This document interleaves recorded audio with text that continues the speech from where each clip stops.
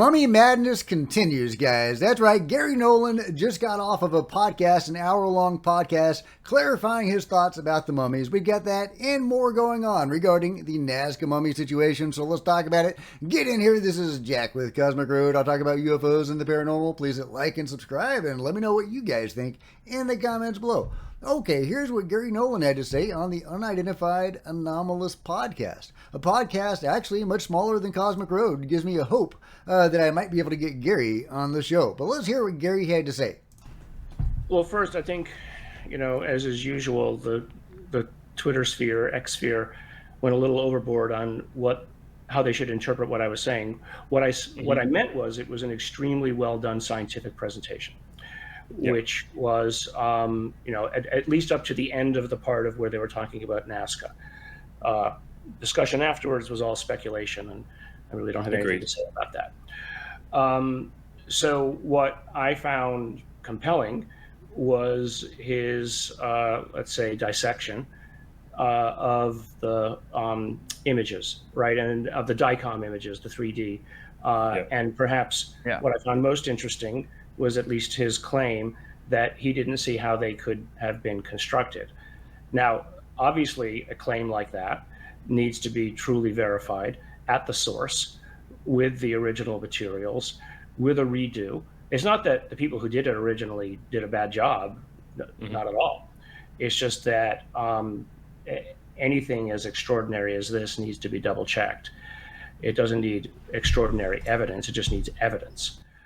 Well, we've got a lot of evidence, Garry, but there you go. Garry wants evidence. He wants a redo. Not that he thinks the studies and the research that is done so far is bad, but he wants to verify it. I encourage him to verify it for himself.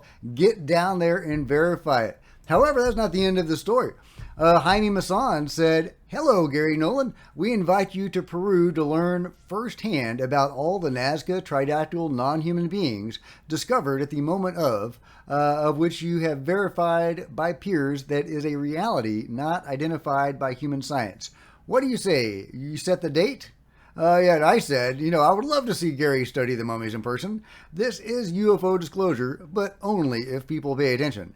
And people pay attention to Garry Nolan. And Good Trouble Show, Matt Ford said, "May I suggest you release the raw DICOM data first?" And you heard Garry talking about the DICOM, right? And, here's an example of some DICOM imagery from one of the mummies. And, you can see these in-depth explorations of the bodies themselves. It's, just a fantastic technology where you can get a lot of information about the bodies, just so much information. So will that happen? Will they let Garry see the raw DICOM files? That would be amazing. I hope that happens. Jaime Maussan replied, "Give me your personal email," and I guess he's talking to Matt. "Tomorrow I will send you the tens of megabytes of the maximum technology studies to all the tridactyl beings analyzed, and you will publish them in your program."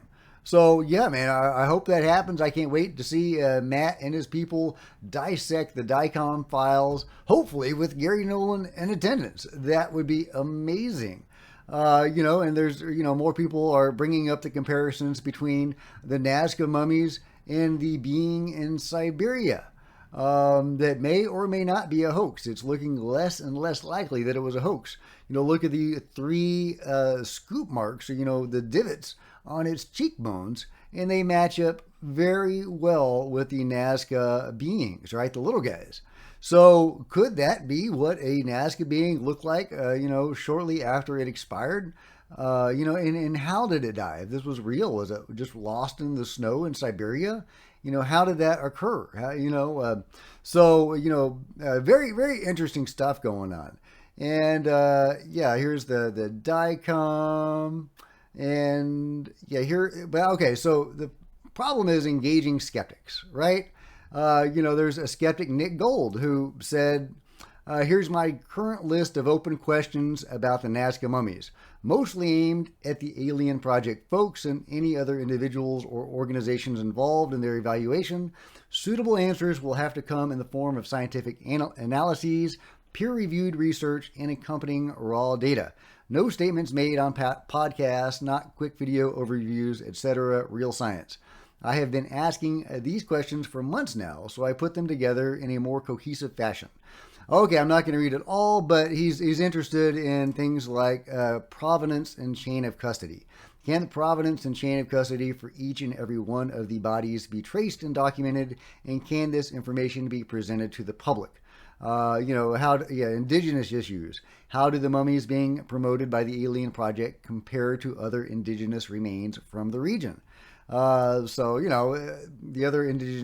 other indigenous remains probably aren't egg-laying, three-fingered beings. So, as for provenance, that's asking the wrong question. As I told him on this very thread, provenance and chain of custody would be nice, but let's not lose track of the forest for the trees. We've got bodies, real bodies of non-humans. I recommend focusing on that, because I don't think that Mario or the other Tomb Raiders were all that concerned about chain of custody and provenance. I really don't.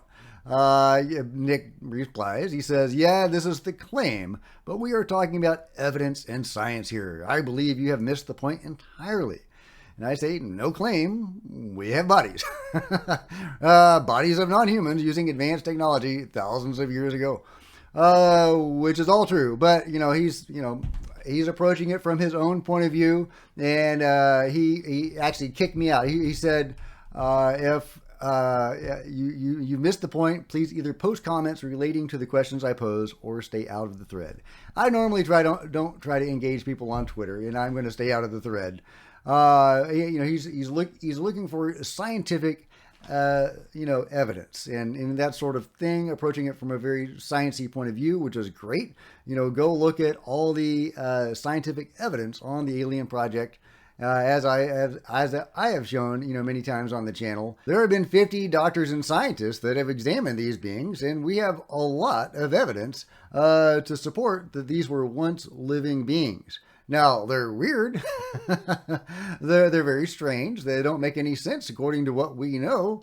They did not evolve naturally here on Earth. They didn't suddenly appear thousands of years ago, or just a few thousand years ago, with multiple different subspecies, with different reproductive cycles, different anatomy, different sizes, with no fossil record leading up to it. So something more anomalous is going on with the Nazca mummies. But people are approaching it from a very, sciencey point of view. Hey, I totally respect that. But that's exactly why we need people like Garry Nolan to step up and approach this scientifically and bring this information to the public in a way that they will respect and appreciate. Garry Nolan, like I said in that tweet, is someone people pay attention to. He may not want to get hands-on with the mummies, but I think that's where fate is leading him. That's where destiny is calling him. He is going to be the person to bring us UFO disclosure. If he takes up the challenge. Will he take up the challenge? Man, fingers crossed, Garry. Fingers crossed. But that's just my take, guys. Let me know what you think about it all in the comments below. Either way, I think things are heating up for the Nazca mummies, and I love it. I love it, guys. So if you've enjoyed this video, please give me a big thumbs up. I sure appreciate it. Smash the like button, the subscribe button, and the bell to be notified of future videos. You don't want to miss a thing. Join me on social media. There's Facebook and Twitter links below. Love to see you guys there. If you wanted to support Cosmic Road in a bigger way, consider grabbing a coffee mug or a t-shirt in the merch store below, or by becoming a channel member. Channel members are rock stars, and I really appreciate you guys' support. Thank you so much. Oh, and by the way, this is what a t-shirt looks like, right? Not bad, right? Not too shabby. So yeah, go pick up your own Get In Here Cosmic Road t-shirt. And there's plenty of other videos on the channel, and I'll see you guys next time. This is Jack with Cosmic Road, signing out.